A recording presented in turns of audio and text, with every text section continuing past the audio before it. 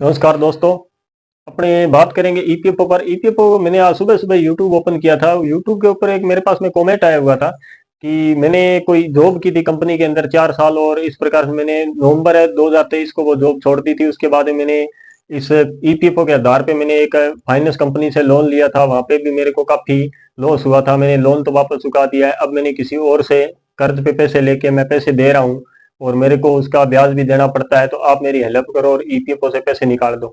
अगर किसी व्यक्ति के साथ ऐसा हुआ है तो बहुत बुरा हुआ है, क्योंकि अपने को पूरा आगे डिटेल में मैं आपको बोर्ड के माध्यम से समझाऊंगा। इन व्यक्तियों ने कब जॉब की थी, इनके क्या प्रॉब्लम आई थी, और वो स्क्रीनशॉट भी शेयर करूंगा जो इनके यूएनए पर दिखा रहा है। अभी फिलहाल इनका यूएनए ओपन नहीं हो रहा है, और जब इनको ईपीएफओ से संबंधित कॉन्टेक्ट किया तो वो बोल रहे हैं थोड़े टाइम लगेगा, एक बार ईपीएफओ जांच कर रहा है। 1 नवंबर 2023 को वो जॉब छोड़ चुका है, और दिसंबर 2024 आ चुका है, 1 साल तक, और वो व्यक्ति अभी पैसे का इंटरेस्ट दे रहा है। करीबन करीबन वो 3% के करीबन इंटरेस्ट दे रहा है। 3% किसको बोलते हैं, प्रतिवर्ष में बोले 36% इंटरेस्ट दे रहा है। उससे पहले उस व्यक्ति ने कितना लॉस हो चुका है उसका भी बोर्ड पे मैं बताऊंगा। और किस प्रकार से ये फाइनेंस कंपनी, अपने देखते हैं कि हर सेक्टर के अंदर आपको जगह जगह अलग अलग छोटी छोटी फाइनेंस कंपनियां दिखाई देती है, या कई कंपनियां ऑनलाइन होती है जो प्ले स्टोर से ऐप डाउनलोड करो और आप लोन ले लो। अगर आप पैसे नहीं चुकाते हो तो ये किस प्रकार का व्यवहार करते हैं उसके बारे में चर्चा करेंगे। उससे एक कोई योगिता कदम के नाम से कोई लेडीज है, कमेंट आ रहे हैं, तो ना ही तो वो हिंदी के अंदर टाइप करें और ना इंग्लिश के अंदर टाइप कर रहे हैं। मैं उनसे रिक्वेस्ट करता हूं कि आप हिंदी में साफ साफ लिखें। आपको किस प्रकार का कोई इश्यू आ रहा है तो आप कांटेक्ट कर सकते हैं, आपकी पूरी हेल्प की जाएगी, और वो भी बिल्कुल फ्री। मैं हर व्यक्ति की हेल्प करता हूं, किसी प्रकार की कोई प्रॉब्लम हो आप थोड़ा उसके साफ शब्दों में लिखें ताकि मेरे को समझ आए, और मैं वापस रिप्लाई देता हूँ। उसको भी आप देखते नहीं हो, कम से कम पीछे वाले पे रिप्लाई देखो कि उन्होंने वापस मेरे को रिप्लाई दिया या नहीं है। अब अपने बात करते हैं उनके बारे में। इन्होंने क्या किया, उन्होंने 1 मई 2019 को एक कंपनी के अंदर जॉब की है, जो 2 साल और 4 महीने एक कंपनी में जॉब किया, फिर उन्होंने छोड़ी है। और दूसरी कंपनी में अक्टूबर 2021 से नवंबर 2023 2 महीने, और अपने 2 साल और 4 महीने इसके अंदर जॉब किया। इन्होंने टोटल जो जॉब की है वो 4 साल 6 महीने जॉब की थी। 4 साल 6 महीने जॉब की। अब 4 साल 6 महीने के अंदर क्या प्रॉब्लम आया था, शादी समारोह का, तो उसके अंदर इनको पैसे की जरूरत थी। तो इनके पास में एक फाइनेंस कंपनी की कॉल आती है, फाइनेंस की, कि आप लोन ले लो, यहाँ पे हम आपको 15 से 18% प्रतिवर्ष ब्याज के हिसाब से दे देंगे। तो इन व्यक्तियों ने देखा ठीक है 15 से 18% दे रहे हैं, एक बार ले लेते हैं, फिर ईपीएफओ का पैसा आएगा वापस भर देंगे। अब इन्होंने क्या किया कि 1 लाख रुपए के लिए, पर्सनल लोन था ये, उन्हें पैन कार्ड और आधार कार्ड बैंक पासबुक इनको दे दी। इन्होंने क्या किया कि 1 लाख की जगह उनके अकाउंट में जो डाले थे ना, वो 94,348 रुपए इनके अकाउंट के अंदर आए। वापस इनको कितना भरना था, 12 महीने तक। 1 महीने की जो ईएमआई बनी थी ना, 1 महीने की ईएमआई या किस्त बोले, वो बनी थी 10,730 रुपए की। 10,730 रुपए की ये वापस भरना है इनको। अब 12 महीने तक इनको भरना है, तो अगर 10,730 इंटू अपने 12 करते हैं, 10,730 इंटू 12 करते हैं, तो लगभग 1,28,760 रुपए ये आएंगे टोटल। 1,28,760 रुपए वापस भरने हैं। इनके अकाउंट के अंदर कितने आए थे, 94,348 रुपए। अब 94,348 रुपए इसमें से माइनस करते हैं, 348 रुपए इसमें माइनस कर लेते हैं, 34,412 रुपए इनके ब्याज लगा है। 34,300 अपने 412 रुपए इनके ब्याज लगा। 34,412 रुपए कितने महीने के, 12 महीने का इनको इंटरेस्ट चुकाना पड़ा। 12 महीने का 34,412 रुपए तो ये लग चुके हैं इनके। और अब वो इन्होंने किसी व्यक्ति से पैसे लेके इसकी ईएमआई पे की, क्योंकि इसकी ईएमआई ड्यू हो चुकी थी। इसमें प्लेंटी भी ये बता रहे हैं कि करीबन करीबन मेरे को 2-2.5 हजार रुपए और इसमें भरने पड़े थे। अब इन्होंने क्या किया कि इनकी जब अपने ईएमआई ड्यू हुई, तब इनके जितने भी रिलेटिव थे, इनके रिश्तेदार थे, भाई बहन जो भी थे, उनके पास में ऑटोमेटिक कॉल आने लगी। अब एक चीज मैं गवर्नमेंट से पूछना चाहता हूं कि इनको अनुमति कौन देता है, प्राइवेट कंपनी को? अगर प्राइवेट कंपनी कोई लोन दे रही है, आरबीआई का रूल क्या है? आरबीआई का रूल यह है कि पर्सनल लोन के अंदर 18% तक इंटरेस्ट ले सकते हो। पर्सनल लोन तक 18% इंटरेस्ट ले सकते हो। अगर 1 लाख रुपए की मैं बात करूं, यहाँ पे इनको 1 लाख भी नहीं दिया, इनको 94,348 रुपए दिए। 94,348 रुपए क्यों दिए वो मैं आपको बता देता हूँ। यहाँ पे इन्होंने 5,252 रुपए का इंश्योरेंस बता दिया कि ये इंश्योरेंस जरूरी है, अगर कल को लोन नहीं भरा जाता तो हम इंश्योरेंस से कवर कर लेते हैं। अब इन्होंने ये बोला 5,252 रुपए। फिर इसके अंदर इन्होंने क्या बताया, इन्होंने कहा कि इस पे तो ब्याज भी ज्यादा लग रहा है, 28,000 रुपए इस पे, तो फिर भी इंटरेस्ट आ गया इंश्योरेंस। ये बोलते हैं कि इंटरेस्ट की फाइल चार्ज होता है हमारा, वो इसके अंदर 28,760 रुपए लग चुके हैं। अब ये इस प्रकार से करते हैं। अब आरबीआई से मैं पूछना चाहता हूं कि कोई आपने ऐसा रूल बनाया है कि जो प्राइवेट सेक्टर के अंदर कोई फाइनेंस कंपनी अपना खोल के बैठ गया, वो मनमर्जी से पैसे वसूल रहा है, और उनको ये अनुमति कौन देता है कि उनके रिलेटेड जितने भी है कॉन्टैक्ट, उनके नंबर निकालने की अनुमति सिर्फ गवर्नमेंट के पास है। किसी का नंबर हैंग करके उसकी डिटेल सिर्फ गवर्नमेंट निकाल सकती है, ऐसे आम व्यक्ति किसी का नहीं निकाल सकता। अगर आम व्यक्ति किसी का डाटा हैंग करता है तो उसकी एफआईआर होती है, लेकिन इन फाइनेंस कंपनियों के कुछ नहीं हो रहा है। अब इन व्यक्तियों का क्या प्रॉब्लम है, इससे पहले मैं आपके इनके दोनों यूएनए के स्क्रीनशॉट दिखा रहा हूं, वो गौर से देखें। फर्स्ट यूएनए के अंदर ये शो कर रहा है, ये सेकंड यूएनए है, इसके अंदर भी यही, मैंने हिंदी इंग्लिश दोनों की, आप पढ़ सकते हो। अब आपने स्क्रीनशॉट देखा, अब स्क्रीनशॉट के बाद में अपने देखते हैं इनके क्या 4 साल और 6 महीने टोटल जॉब किए। इसके अंदर क्या दिखा रहा है, कर्मचारी के अंदर इन्होंने जो स्क्रीनशॉट मेरे को पासबुक का भेजा था उसमें कर्मचारी का दिखा रहा है 73,180 रुपए, नियोक्ता दिखा रहा है 32,430 रुपए, और पेंशन दिखा रहा है 40,750 रुपए। अब इन्होंने नवंबर के अंदर जॉब छोड़ दी थी, नवंबर के अंदर।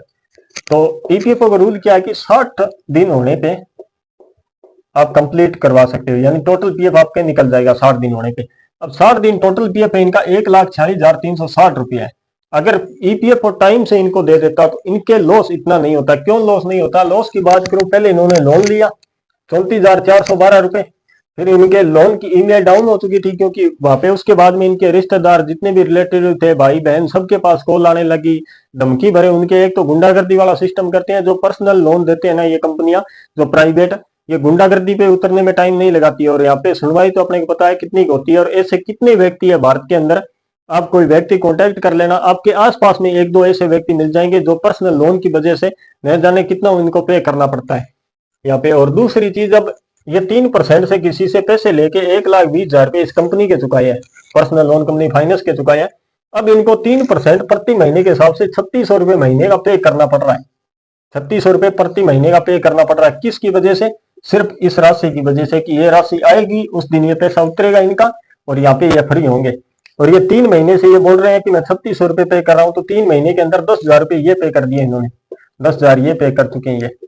अब यहाँ 34 और 10 मिलाते हैं ना, तो यहाँ 44,412 रुपए पे कर चुके हैं। अब कुछ व्यक्ति बोलेंगे ईपीएफओ इंटरेस्ट भी देता है, ईपीएफओ इंटरेस्ट देता है सिर्फ 2 राशि पे, कर्मचारी और नियोक्ता पे, दोनों को जोड़ते हैं तो लगभग 1,05,000 रुपए होते हैं, और 8.25 का इंटरेस्ट है। तो ज्यादा से ज्यादा अगर ईपीएफओ ने 1 साल का इंटरेस्ट दिया ना, तो वो 8500 रुपए दिया यहाँ पे, 8500 रुपए इंटरेस्ट दिया। 8500 रुपए इसके अंदर घटा भी देते हैं ना, तो भी लगभग ये 34,500 रुपए के समथिंग तो इस व्यक्ति को लॉस हो चुका है। 34,500 रुपए इस व्यक्ति बिना मतलब ये पैसे इनके लग चुके हैं, ये इनका लॉस हो चुका है। 34,500 रुपए एक आम व्यक्ति के लिए, मिडिल क्लास के लिए एक बहुत बड़ी रकम होती है, इसको भी थोड़ा समझो। और ईपीएफओ का मैंने आपको दिखाया था पीछे स्क्रीनशॉट, उसके अंदर यूएनए अभी तक अपलोड नहीं हो रहे, और जब ईपीएफओ से कांटेक्ट कर रहे हैं, सर हमारा भी काम चल रहा है, ईपीएफओ ने कुछ यूएनए है उनको अभी डेडलाइन फ्रीज किया हुआ है, उनको जल्दी चालू कर दिया जाएगा। अरे 1 नवंबर 2023 को इन्होंने छोड़ा था, और 24 पूरा निकल चुका है, दिसंबर 1 साल हो चुका है, अभी तक आपका ईपीएफओ यही कार्य कर रहा है कि जिसका फ्रीज यूएनए है उसको अभी तक चालू ही नहीं करने में असमर्थ हो रहा है। ऐसा कौन सा सिस्टम है, पैसा इस व्यक्ति का इसने दिया था। यहाँ योगदान किस लिए देते हैं, यहाँ योगदान इसलिए देते हैं कि हमारी जब कोई मुसीबत आएगी तो हमें ये पैसा काम आएगा। और गवर्नमेंट की जो गाइडलाइन है उसके ऊपर क्या लिखा हुआ है कि आपको इमरजेंसी के अंदर ये हेल्प करेंगे।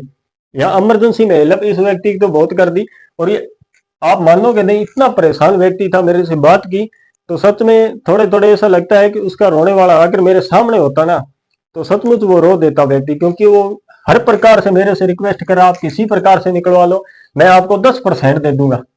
यहां तक मेरे को बोला कि मैं आपको 10% दे दूंगा। अब मेरे को एक चीज बताओ कि एक व्यक्ति यहाँ पे अपने पैसे निकालने के लिए यहाँ पे 14,600 का वो मेरे को ऑफर दे रहा है, 10% मानता हूं तो 14,600। अब ऐसे व्यक्ति अगर किसी मिडिल क्लास व्यक्ति का दिल दुखा के अगर पैसा लेता है तो वो हराम का पैसा ही बोला जाएगा। क्योंकि अपना इंसानियत के नाते एक देखे ना, तो अपने जो शहरी क्षेत्र होते हैं ना, यहाँ पर्सनल लोन ले लेते हैं, यहाँ कोई प्रॉब्लम नहीं होती है, क्योंकि यहाँ तो पड़ोसी पड़ोसी को नहीं जानता, ये सिस्टम है। लेकिन ग्रामीण क्षेत्र के अंदर अभी तक वही प्रथा है पुराने जमाने की, कि वहां अगर कोई किसी व्यक्ति ने पैसे ले लिए, अगर गांव के 4 व्यक्ति इकट्ठे होकर उसको बोल दिया तू वापस क्यों नहीं दे रहा है, हमारे पास कॉल आ रही है, तो उसके लिए मरने के समान हो जाता है। क्योंकि वहां जो थोड़ा सा सिस्टम है ना वो अलग है, क्योंकि ग्रामीण क्षेत्र के अंदर जो रीति रिवाज संस्कृति है ना वो पहले जैसी पड़ी है।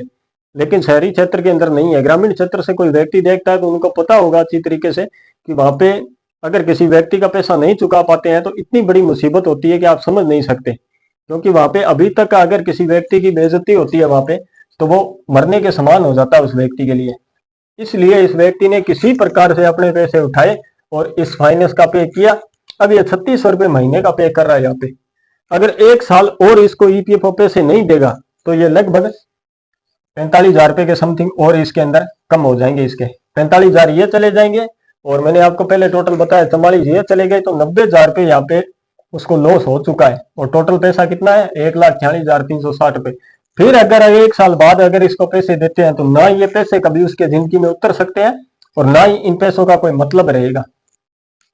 मैं इतनी रिक्वेस्ट करता हूं कि कोई व्यक्ति अगर जॉब छोड़ देता है तो उस व्यक्ति को इस प्रकार से पैसा ना रोकें और ज्यादा से ज्यादा उस व्यक्ति की हेल्प करें। उस व्यक्ति की अगर बाई चांस, एक चीज और बताऊं, 1 जुलाई 2024 से ईपीएफओ ने यह सिस्टम हटा दिया था कि अब चेकबुक की फोटो अपलोड करने की कोई जरूरत नहीं है। लेकिन आज भी अगर विड्रॉल लगाते हैं तो 90% वहां पे विड्रॉल इस वजह से रिजेक्ट कर दिए जाते हैं कि आपकी चेकबुक या पासबुक की फोटो क्लियर नहीं आ रही है। जबकि इन्होंने 1 जुलाई 2024 को ये हटा दिया था सिस्टम। सोशल ईपीएफओ पे जाके देख सकते हो कि चेकबुक या पासबुक की फोटो अपलोड करने की कोई जरूरत नहीं है। लेकिन जब विड्रॉल लगाते हैं तो वहां ऑप्शन दिखाता है कि चेकबुक या पासबुक इतनी केबी और इतनी एमबी के अंदर आपको डाउनलोड करनी पड़ेगी। तो एक तरफ तो रूल बनाता है ईपीएफओ और दूसरी तरफ उसी रूल का उल्लंघन खुद ही कर रहा है, तो ये कोई सिस्टम अच्छा नहीं है। और दूसरा, मैं गवर्नमेंट से रिक्वेस्ट करता हूँ कि ये जो नए फाइनेंसर अभी आए ना, छोटे छोटे जो ऑनलाइन वगैरह लोन दे रहे हैं, इन पे थोड़ी सी कार्रवाई करें और इनका थोड़ा सा ध्यान रखें। क्योंकि ये मनमर्जी से पैसा वसूलते हैं और गुंडागर्दी वाला सिस्टम तक ये उतर आए हैं। थोड़ा सा ध्यान दे गवर्नमेंट, अन्यथा हर व्यक्ति इनके जाल में फंस जाता है और उसको लॉस ही लॉस होता है। आज के लिए इतना ही, धन्यवाद।